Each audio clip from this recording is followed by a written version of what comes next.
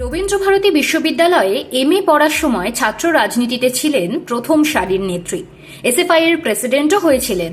CPIM এর ছাত্র সংগঠনের কলকাতা জেলার যুগ্ম সম্পাদকও ছিলেন। ইচ্ছে ছিল পড়াশোনা শেষ করে রাজনীতিতেই পা রাখবেন পাকাপাকিভাবে, আর সেই রাজনীতির আধার হবে লাল ঝান্ডা। অনেক সময় চিত্রপট বদলে দেয়, তার ক্ষেত্রেও তাই হয়েছে। যে রাজনীতি একসময় তাকে টানতো, তাই ছেড়ে পুরো দস্তুর গায়িকা হয়ে ওঠেন। সেই গানই এখন তার পরিচয়। কিন্তু ইমন চক্রবর্তীর বন্ধুবৃত্তে আজও রয়েছেন সেই সময় ছাত্র যুবকরা শতরূপ ঘোষ, মীনাক্ষী মুখার্জিরা। 2011 সালে ক্ষমতায় আসে তৃণমূল। তারপর রাজনীতি ছাড়ার সিদ্ধান্ত নিয়েছিলেন ইমন। কেন?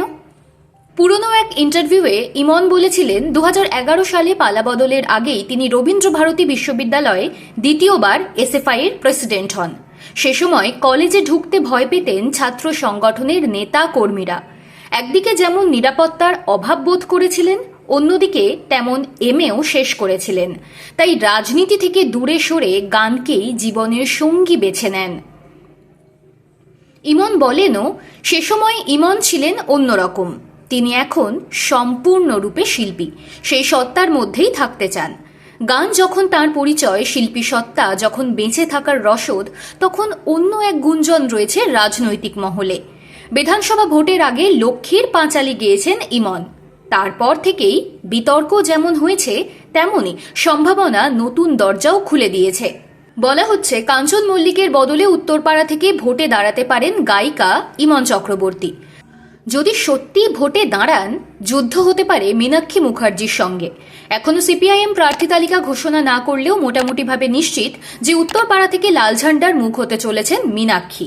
বাম নেত্রীকে কি ইমন ভয় পাচ্ছেন? TV9কে দেওয়া এক সাক্ষাৎকারে ইমন বলেছেন, মীনাক্ষী তো পোড় খাওয়া রাজনীতিক, আমি খুব পছন্দ করি। ওর কথা থেকে শুরু করে প্রতিটা বিষয় খুব পছন্দ করি। সেই মীনাক্ষীর বিরুদ্ধে লড়বেন? ইমন বলে দিয়েছেন, যদি আমার কাছে ভোটে লড়াই করার কোনো প্রস্তাব আসে, আমি লড়ার মতো করে লড়ব। আমি কোনো লড়াই থেকে পিছিয়ে যাইনি। সঙ্গীতের ময়দান থেকে শুরু করে জীবন সর্বত্র লড়াই করেছি। তবে প্রস্তাবটা তো আগে আসতে হবে, তবে তো ভাবনা চিন্তা করার মতো জায়গায় যাব। তবে সবকিছুর আগে আমার সঙ্গীত, গানের দুনিয়ায় আমি আইকন হতে চাই। রাজনীতি আমার পেশা হতে পারে না। রাজনীতি বড় দায়িত্বের একটা জায়গা, এটা ছেলে খেলা করার মতো ব্যাপার নয়।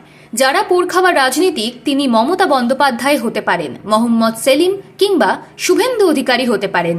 তারা গোটা জীবনটা দিয়ে দিয়েছেন রাজনীতির জন্য, এই সমাজের জন্য, তাদের দলের জন্য। আমি উড়ে এসে জুড়ে বসলাম, সেভাবে বোধহয় হয় না। যদি হয় তাহলে আমি 100% দেব। সেটা উত্তরপাড়া হোক আর দক্ষিণ পাড়া হোক, যেখানেই হোক না কেন আমি লড়ব।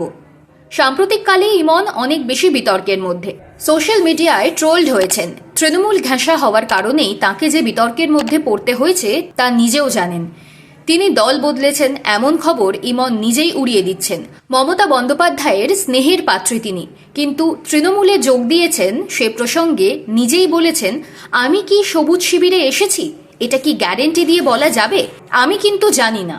ইমনের এই কথাগুলোর পরই প্রশ্ন উঠছে, তাহলে কি উত্তরপাড়াতে তিনি দাঁড়াবেন না?